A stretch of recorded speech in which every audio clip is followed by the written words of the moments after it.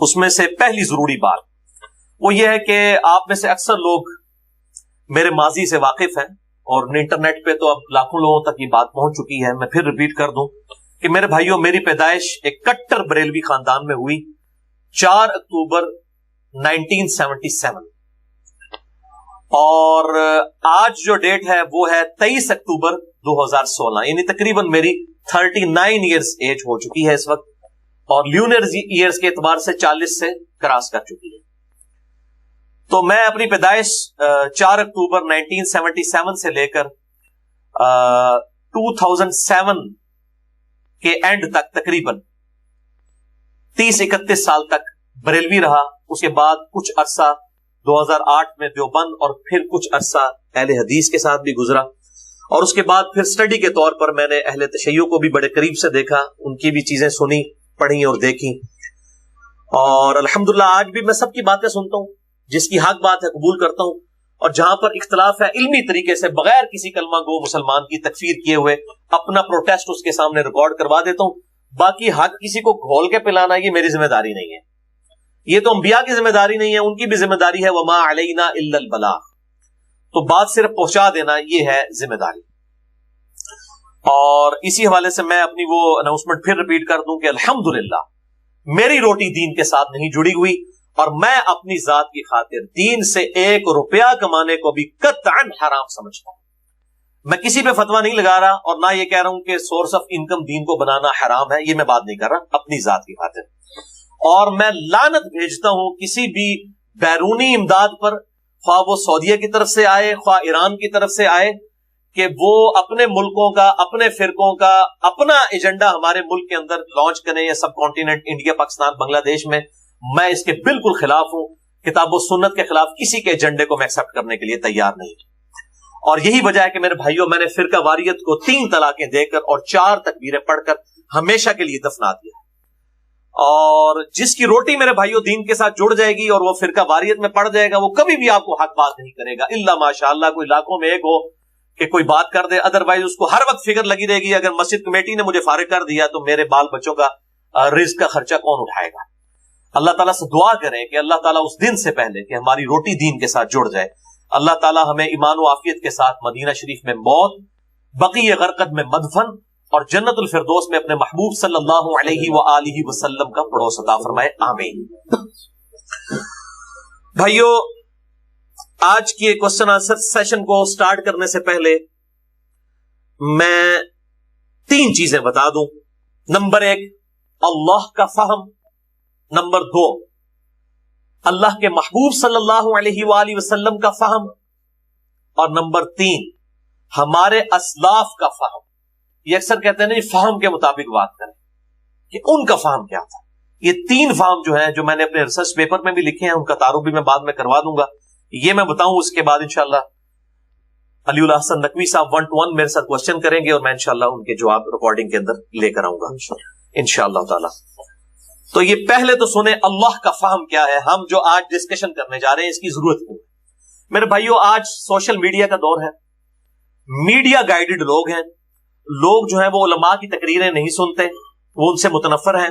جمعے والے دن بھی بالکل اینڈ پہ پہنچتے ہیں، اور ویسے ہی علماء نے اپنا کریکٹر بھی اس طریقے سے پریزنٹ کیا کہ ان پر اعتماد نہیں کرتے. اور میڈیا پہ اب اہل سنت، اہل تشیع اور باقی جو ان کے آف شوٹس ہیں ان کے اختلافات اس طرح سامنے آ چکے ہیں کہ آج وہ باتیں نہیں ہو سکتی کہ ہم یہ باتیں ڈسکس نہیں کریں گے. ڈسکس کرنے کا مطلب ہے کہ آپ نے اگلے مکتبہ فکر کو واک آؤٹ دے دیا کہ ہم آپ کی ان دلائل کا مقابلہ ہی نہیں کر سکتے. تو اسی چیز کو ملحوظ خاطر رکھتے ہوئے میں نے یہ سٹیپ لیا ہے کہ پبلک کو، ہماری ینگ جنریشن تک یہ بات پہنچے جو ہم نے ذلت و خواری میں 40 سال کے بعد چیزیں سمجھی ہیں، وہ ہم ان کو پہلے ہی بتا دیں تاکہ وہ ایجوکیٹ ہو جائے. آج فیس بک کے اوپر کوئی ایک کلپ کوئی شیئر کروا دیتا ہے، کوئی ایک پوسٹ لگا دیتا ہے، تو ایسے لوگ بھی ہیں جن کے ملینز آف فالوورز ہیں، 30 40 لاکھ فالوورز بھی ہیں لوگوں کے، مذہبی پرسنالٹیز کے. ان کے کلپس وہ شیئر کروا دیتے ہیں اور پھر جو ہے وہ سنی شیعہ افزاد شروع ہو جاتا ہے. لوگ پوچھ رہے ہوتے ہیں، علماء کہتے ہیں نہیں یہ باتیں کرنے والے نہیں ہیں، اور سنیوں کو ان کے علماء خاموش کروا دیتے ہیں، اہل تشیع کو ان کے، اور اگر بتاتے بھی ہیں تو اپنے فرقے کا مسئلہ بغیر کسی دلیل کے.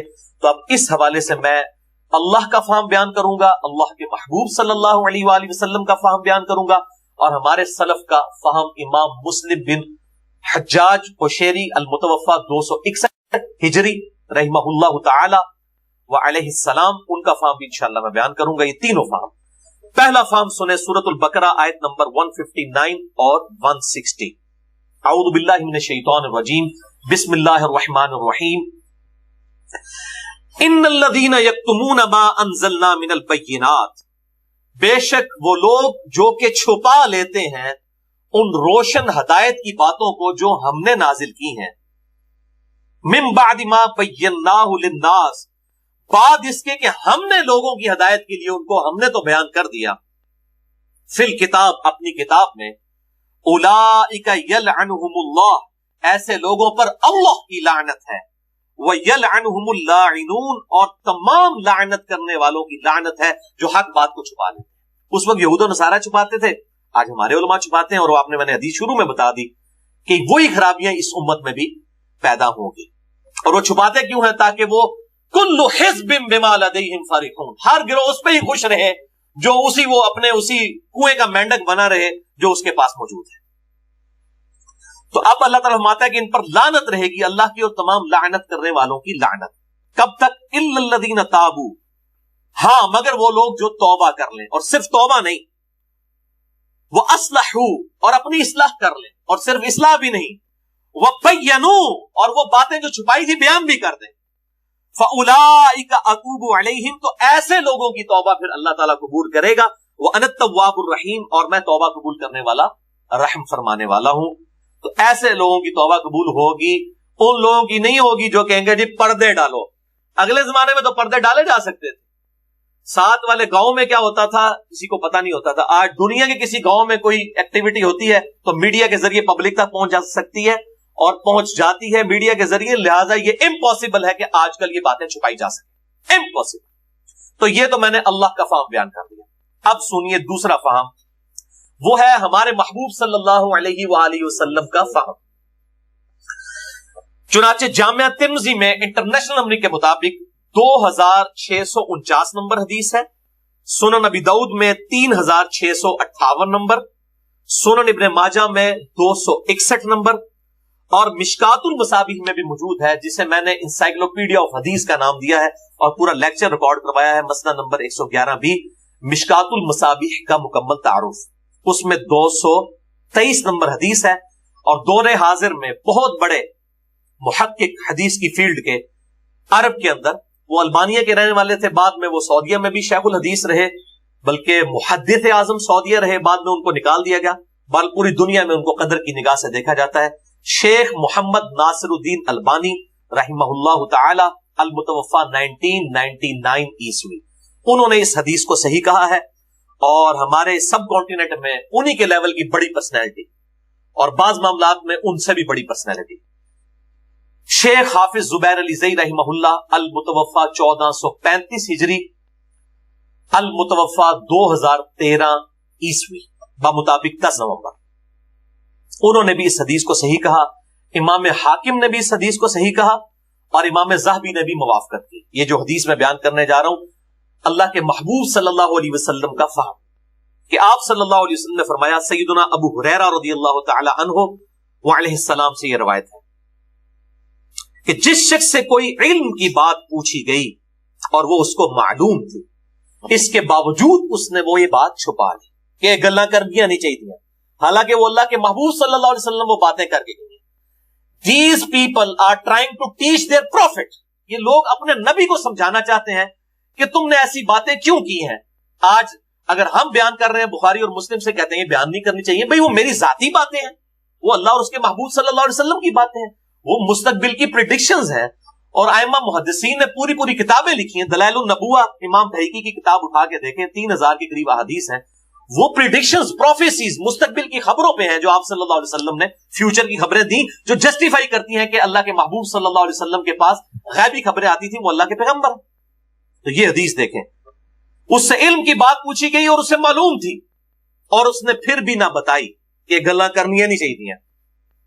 تو قیامت والے دن ایسے شخص کو اللہ تعالی عذاب دے گا، اور عذاب بھی آپ صلی اللہ علیہ وسلم نے فرمایا کہ آگ کی لگام اس کے منہ میں ڈال دی جائے گی. نعوذ باللہ من ذلک. اللہم اجرنا من النار، اللہم اجرنا من النار، اللہم اجرنا من النار۔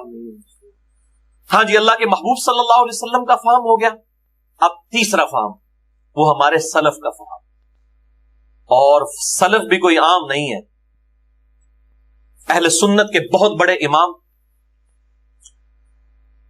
امام محمد بن اسماعیل بخاری رحمہ اللہ تعالی المتوفى 256 ہجری کے سب سے لائق ترین شاگرد ابو الحسین، ان کی کنیت بھی شاہ جی کنیت ابو الحسین ہے ان کی، اور واقعی حسینی والا انہوں نے کام کیا ہے۔ ابو الحسین مسلم بن حجاج قشیریہ ایران میں ایک علاقہ تھا، وہاں کے رہنے والے تھے، رحمہ اللہ تعالی وعلیہ السلام، المتوفى 261 ہجری۔ ان کا میں فہم بتانے لگا ہوں۔ امام بخاری کے شاگرد ہیں اور الحمدللہ اہل سنت کے امام ہیں، جن کی یہ صحیح مسلم شریف ہے۔ ان کا فہم صحیح مسلم میں انہوں نے مقدمہ لکھا، وہ میں نے پورا مقدمہ پڑھایا ہے، مسئلہ نمبر 36 اہل سنت پاک.com ہماری ویب سائٹ میں۔ تو یہ ان کا میں فہم ورڈ بائی ورڈ، وہ اپنے شاگرد نے جب ان کو مشورہ دیا کہ آپ کو ایسی کتاب لکھیں کہ جس کتاب میں صحیح الاسناد احادیث جمع ہو جائیں تاکہ عوام الناس کے لیے آسانی ہو جائے، تو انہوں نے اپنے شاگرد کے جواب میں مقدمہ لکھا، اور وہ مقدمہ صحیح مسلم کا حصہ ہے، بلکہ پہلی جو 92 روایات ہیں نا وہ مقدمے کی ہیں۔ 93 نمبر روایت حدیث جبریل ہے، جہاں سے کتاب الایمان شروع ہوتا ہے، تو پہلی 92 روایتیں جو ہیں وہ مقدمے کی روایتیں ہیں، اور اس میں انہوں نے بڑی ڈیٹیل سے گفتگو کی ہے۔ ان کے شاگرد ہیں ابو اسحاق، وہ اس سے گفتگو کرتے ہوئے مقدمے میں لکھتے ہیں، اور یہ مسلم کا حصہ ہے جی، یہ الگ سے نہیں چھپا ہوا، صحیح مسلم کا حصہ ہے۔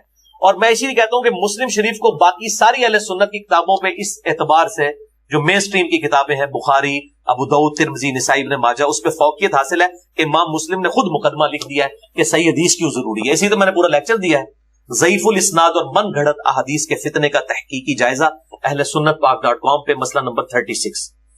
تو یہ امام مسلم سلف، ان سے بڑا کون سلف ہوگا؟ ان کا فہم۔ لکھتے ہیں صحیح مسلم میں کے مقدمے میں، وہ کہتے ہیں، اے میرے شاگرد ابو اسحاق، جب تم نے مجھ سے اس عظیم کام کی فرمائش کی، یعنی میں صحیح مسلم لکھوں، تو میں نے سوچا کہ اگر میں اس کام کا ارادہ کر لوں اور یہ کام پایہ تکمیل کو پہنچ جائے تو اس کا فائدہ سب سے پہلے بطور خاص مجھ ہی کو حاصل ہوگا۔ اس کے اسباب بہت ہیں، مگر ان کے ذکر سے یہ تمہیدی گفتگو لمبی ہو جائے گی۔ مختصر یہ کہ اس پختہ طریقے سے تھوڑی مقدار میں روایات کو یعنی احادیث کو تحقیق کے ساتھ مرتب کرنا زیادہ آسان اور فائدہ مند ہے بجائے بہت زیادہ روایتوں کے جمع کرنے کے۔ ان کے زمانے میں کئی لوگوں نے 20-30 ہزار روایتیں بھی جمع کی۔ امام مسلم نے ان کے اوپر باقاعدہ تان کیا ہے کہ یہ ضعیف روایتیں بھی جمع کر کے تو امت کو فتنے میں ڈال رہے ہیں۔ تو امام مسلم اس چیز کے خلاف تھے، اور انہوں نے کہا اسی میں مقدمے میں کہ صحیح حدیثیں کم ہیں جو ضعیف روایتیں بیان کیجیے۔ تو کہتے ہیں بہت زیادہ روایات جمع کرنے کی بجائے یہ کر لیا جائے بطور خاص عوام الناس کے لیے۔ کام بھی مکاتا شاہ جی انہوں نے، ایک کہتے ہیں جناب یہ خواص کے لیے احادیث ہے۔ امام مسلم کو اب یہ ٹیچ کر رہے ہیں، امام مسلم نے جو اپنی کتاب میں لکھا وہ مسلم کا فہم ہی ہمیں دکھانا ہوگا، اپنے مولویانہ نہیں دکھانا ہوئے گا فہم یہ کسی اور کا۔ امام مسلم اپنا فہم خود لکھ کے گئے صحیح مسلم میں کہ میں عوام کے لیے حدیثیں لکھ رہا ہوں۔ حدیث قرطاس بھی انہوں نے لکھی ہے، اور یہ جتنی خطرناک روایتیں ہیں جن سے یہ ڈرتے ہیں، ہاتھ پاؤں ان کے کانپتے ہیں، اہل سنت کے بھی اور اہل تشیع کے بھی، وہ ساری روایتیں صحیح مسلم میں۔ لہذا صحیح مسلم کو میں نے امام کو، اس سلف کو میں نے ٹارگٹ کیا بطور خاص عوام الناس کے لیے شاہ جی، کہ جنہیں احادیث کے صحیح یا ضعیف ہونے کی پہچان نہیں ہوتی جب تک کہ ان کی رہنمائی کوئی دوسرا نہ کر دے۔ وہ کہتے ہیں ان بیچاروں کو، اور وہ اتنے للو پنجو ہیں کہ ان کو پتہ ہی نہیں چلتا صحیح ضعیف کیا ہے، ان کے لیے صحیح مسلم لکھ رہا ہوں، ایک اندر بیان نہ کرو۔ کیوں شاہ جی؟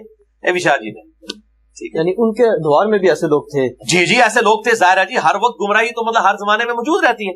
اچھا جی، جب ایسی صورتحال ہو جو ہم نے بیان کی تو تھوڑی تعداد میں صحیح احادیث کا جمع کر دینا زیادہ مقدار میں غیر مستند روایات کو جمع کرنے سے زیادہ نفع بخش ہوگا، بجائے کہ آپ بہت ساری جسم کی۔ میں نے بھی یہی کام کیا ہے، یہ میں اپنے پمفلٹ کا تعارف بھی یہاں پر انشاءاللہ تعالیٰ ابھی شروع میں ہی کروا دیتا ہوں تاکہ یہ معاملہ جو ہے وہ جس سے میں پڑھ کے سنا رہا ہوں.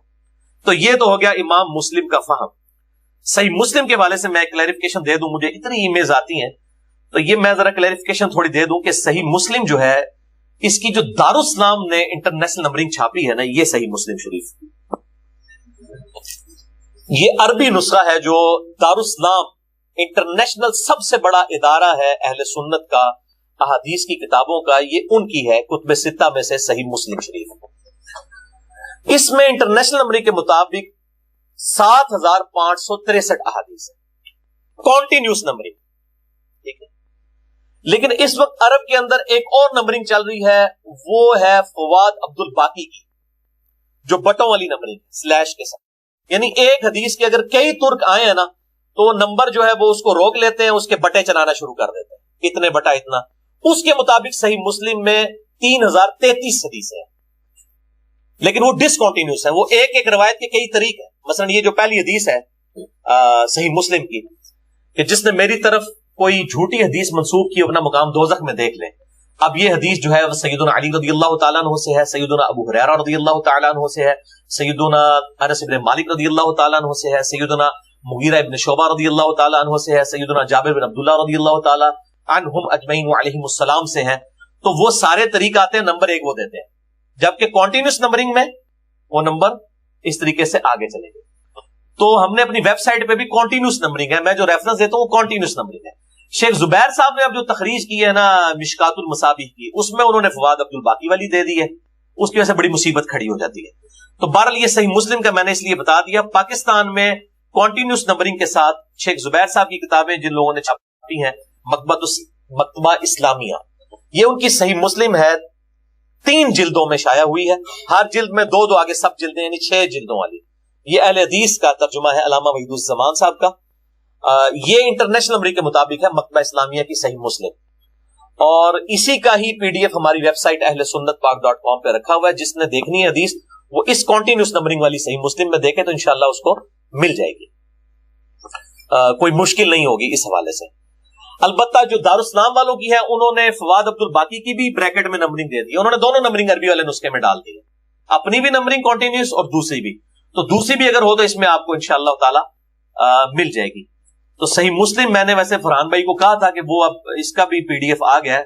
صحیح مسلم جو ہے ترجمے کے ساتھ دارالاسلام نے بھی چھاپی ہے, اس میں انہوں نے دونوں نمبرنگ فواد عبد الباقی کی بھی ڈال دی ہے, یہ والی بھی, اس کا PDF بھی جو ہے وہ اویلیبل ہے. میں نے ان کو کہا تھا اس کو اپلوڈ کرتے, پتہ نہیں انہوں نے کیا کہ نہیں کیا. بہرحال انشاءاللہ تعالی جو آلریڈی پرانا بھی ہوا ہے وہ بالکل ٹھیک ہے.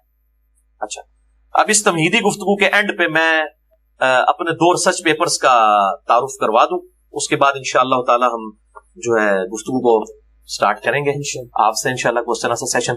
یہ میرے بھائیوں میرا پہلا ریسرچ پیپر ہے جس کی پروف ریڈنگ اس وقت شیخ زبیر لزئی رحمہ اللہ تعالی علیہ السلام نے کی تھی, المتوفى 1435 ہجری. اس کے بعد یہ بار بار چھپتا ہے, ہر دفعہ ہم پھر اس میں اس کی لیٹسٹ ڈیٹ ڈال دیتے ہیں تاکہ ناسخ و منسوخ والا چکر نہ رہے.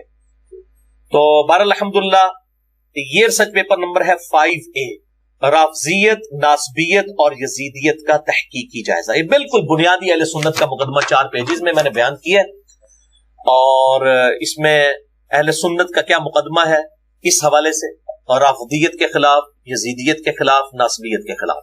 ریسرچ پیپر نمبر 5A اہل سنت پاک.com سے اس کا مفت PDF ڈاؤن لوڈ کیا جا سکتا ہے. ہزاروں کی تعداد میں پوری دنیا میں ہم بانٹتے بھی ہیں اس کی ہارڈ کاپیز. یہ کلرڈ ہے, یعنی رائٹنگ جو ہے بلیک میں اور ہر ریفرنس ریڈ کلر میں, تاکہ وہ ریفرنس پہ فوراً نظر پڑ جائے. اس کا پھر میں نے انیکسچر لکھا جسے کہتے ہیں زمیمہ. اس کے بعد وہ کہتے ہیں جناب کہ جی اس میں تو بڑی مختصر بات ہے, ذرا کھول کے بات کو بیان کریں. تو اس کے اینڈ پہ پھر میں نے یہ بات لکھ دی کہ پوری آپ تحقیق اگر جاننا چاہتے ہیں تو ریسرچ پیپر نمبر 5B, جس میں سے میں نے اللہ کا فہم, اللہ کے محبوب صلی اللہ علیہ وآلہ وسلم کا فہم اور سلف کا فہم بیان کیا. یہ شروع میں, بلکہ اس کو آپ اگر ٹارگٹ کر لیں اس پورشن کو, وہ فہم نظر بھی آئے گا جو میں نے پڑھ کے سنایا. تو یہ ہے ریسرچ پیپر نمبر 5B, واقعہ کربلا کا حقیقی پس منظر 72 صحیح الاسناد احادیث کی روشنی میں, اہل سنت کی کتابوں سے.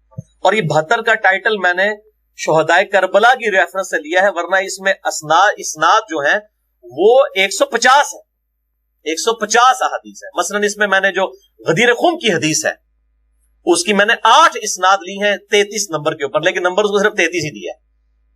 ساری اسناد اس کی جمع کی ہیں ایک نمبر کے تحت 72 کی نسبت بنانے کے لیے.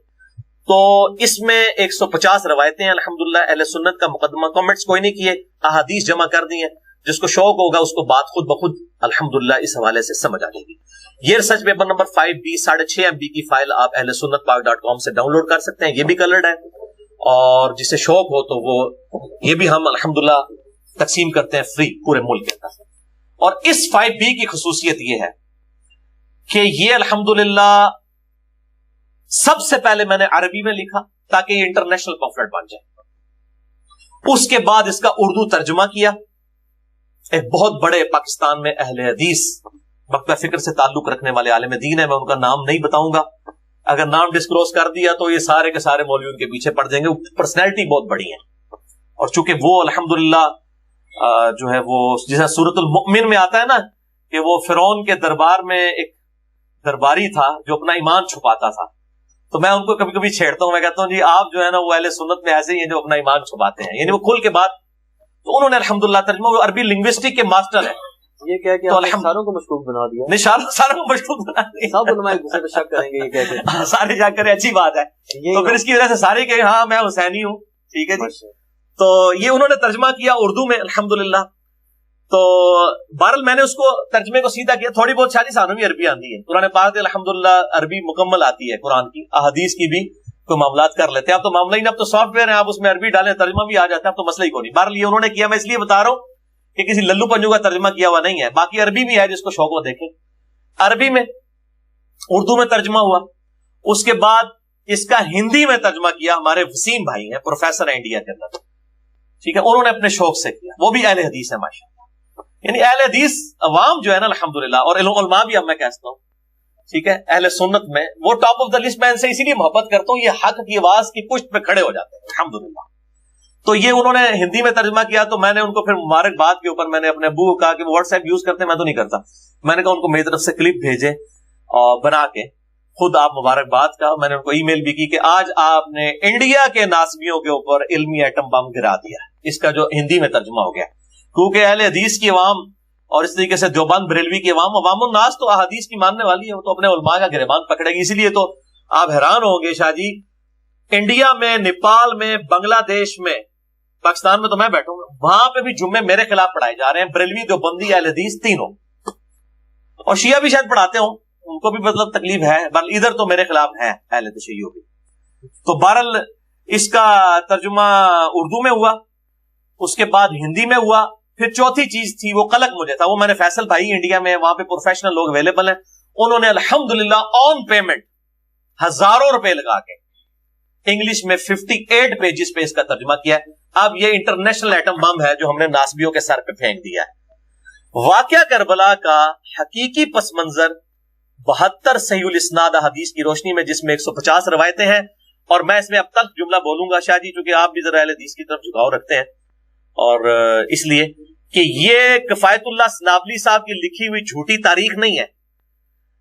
انڈیا کا جو وہ ناسبی مولوی ہے، یا پاکستان میں اس کے ایک بزرگ ہیں تقریباً نیم ناسبی ہیں، میں مکمل نہیں کہتا، صلاح الدین یوسف صاحب، یہ ان کی لکھی ہوئی جھوٹی تاریخ نہیں ہے جو کوڑ کباڑ انہوں نے حکمرانوں کی لکھی ہوئی تاریخ میں سے نکال کے یہ حدیثیں ہیں میرے محبوب صلی اللہ علیہ وسلم کی.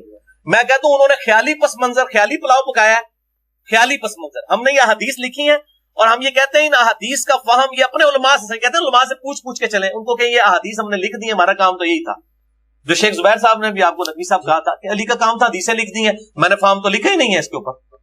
تو یہ فہم ان کے سامنے خود اپنی پبلک کو یہ اس کے اوپر درس دے دیں بس، اور پھر چلاکیاں کرتے ہیں حدیثوں کے اوپر اپنے حکم بدلنا شروع کر دیں. نہیں یہ تو ضعیف تھی، ہم نے غلطی سے صحیح کہہ دیا تھا، اب ہم رجوع کرتے ہیں.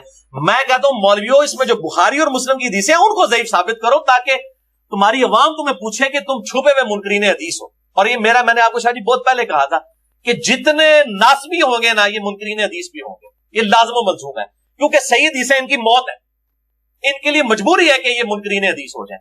آپ دیکھیں جتنے ناسبی ہیں نا، ماموم احمد عباسی کو دیکھ لیں، اس طریقے سے فیض عالم صدیقی کو دیکھ لیں، ہے تو اہل حدیث کے لبادے میں وہ بھی منکرین حدیث تھا. اب جتنے بھی ہیں نا یہ سب کے سب چھپے ہوئے منکرین حدیث ہوتے ہیں.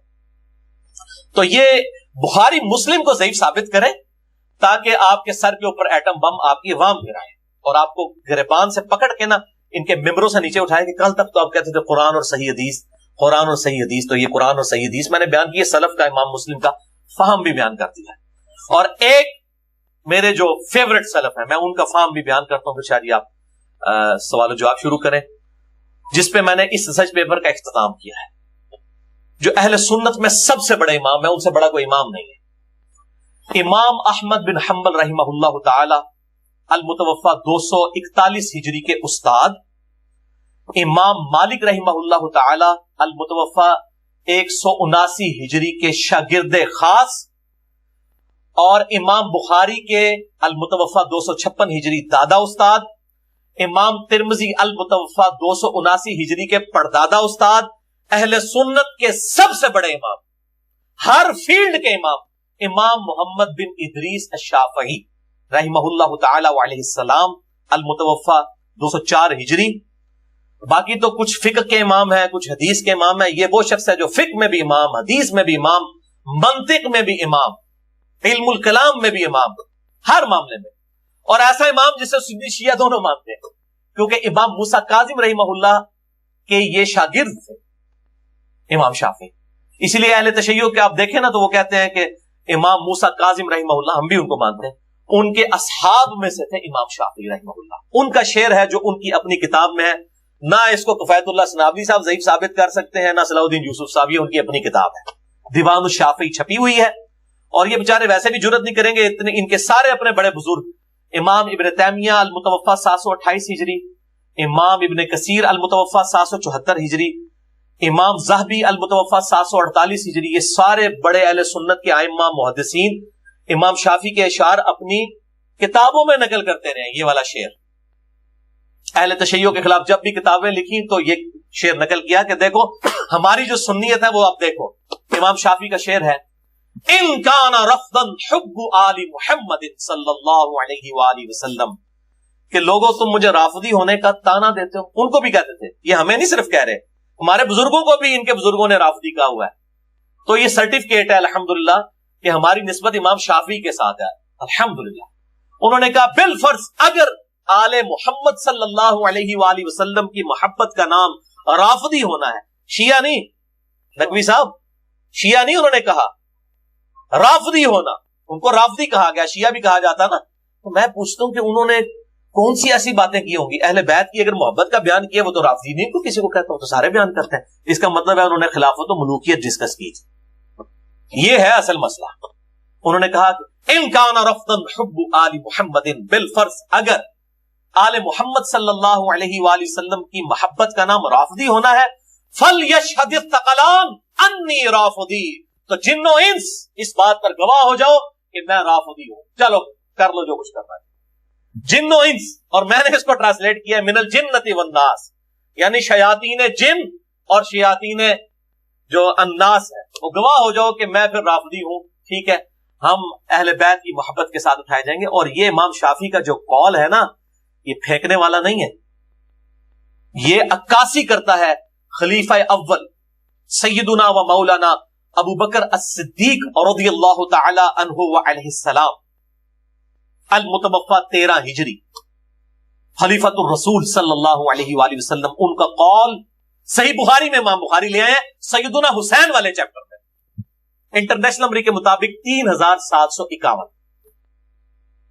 کہ سیدنا ابو بکر الصدیق رضی اللہ تعالیٰ عنہ کہتے ہیں کہ محمد صلی اللہ علیہ وآلہ وسلم کی محبت کو آپ صلی اللہ علیہ وآلہ وسلم کے اہل بیت کی محبت میں تلاش کرو، اور اہل بیت سے مراد سیدنا حسین رضی اللہ تعالیٰ عنہ والے چیپٹر میں لے کر آئے، بیویاں بھی اہل بیت ہیں اور وہ پشتن پاک بھی اہل بیت ہیں، لیکن امام بخاری نے ناسبیوں کے سر کے اوپر تھوڑا مارا کہ حضرت حسین کے چیپٹر میں لے گئے جس سے چڑھتے تھے حسین سے علیہ السلام۔ علیہ السلام کا مسئلہ بھی انشاءاللہ آج میں ڈسکس کروں گا۔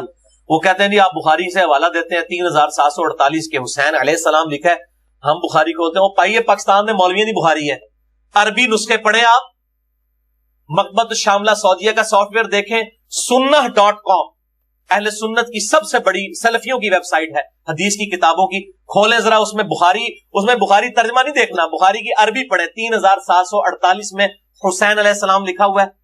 6318 میں علی اور فاطمہ علیہم السلام لکھا ہوا ہے. ابو داؤد میں 4646 نمبر حدیث میں علی علیہ السلام لکھا ہوا ہے. لیکن عربی والے پورشن میں اردو میں مولوی نے پھر یا انگلش والا، وہ انگلش ترجمہ بھی ہے، اردو بھی ہے، پھر مولوی بڑھ گیا. مولوی بڑھ جائے تو کاٹ تو نہیں سکتے نا، کیا کریے، کوشش تو کر رہے ہیں کہ کٹیے، اور اے عوام انشاءاللہ خود نکالے گی ان کو. تو یہ سیدنا ابو بکر صدیق رضی اللہ تعالیٰ عنہ علیہ السلام کا قول کہ محمد صلی اللہ علیہ وسلم کی محبت کو ان کے اہل بیت کی محبت میں تلاش کرو. تو یہ اسی کی ٹرانسلیشن ہے شاہ جی، ان کان رفتن حب آل محمد فلیشہد الثقلان انی رافضی. اس پہ بھی بہت چیزیں اور بیان کی جا سکتی ہیں، لیکن ہم یہ مختصر تمہید جو ہے نا وہ میرا خیال ہے کافی ہے.